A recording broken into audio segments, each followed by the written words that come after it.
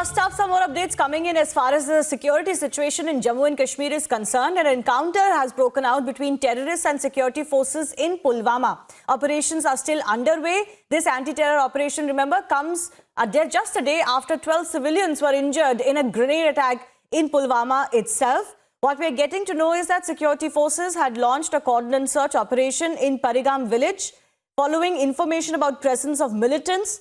And the operation turned into an encounter because militants opened fire on the security forces who have, of course, retaliated. The latest information is that the operation is still underway. This is coming just hours after another such operation on the Jammu-Srinagar highway, in which, of course, the security forces managed a big win, averting a terror strike. My colleague Zeenat is joining us live for more on the Pulwama situation. Zeenat.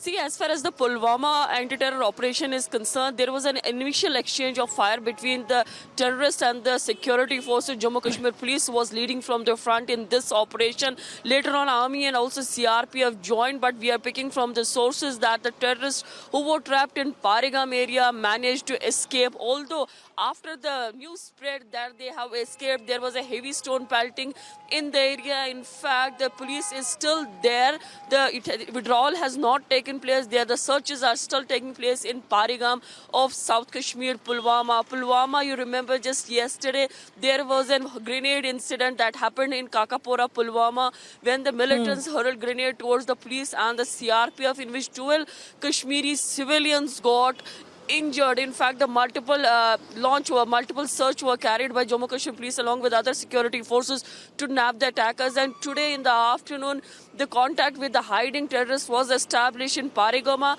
Pulwama. But as of now, the terrorists have managed to escape. That is what we are picking from the ground.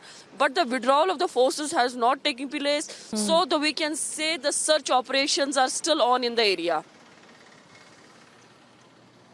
Okay. So, of course, the security situation continues to be quite problematic because this is happening just a few days before the DDC elections take place. And Zeenat, you've been covering, of course, the run-up to the polls. There's not just that grenade attack yesterday, of course, in Pulwama, as you mentioned, but also earlier today, there was another terror strike that was averted after 4 Jaish terrorists were neutralized who had infiltrated only recently.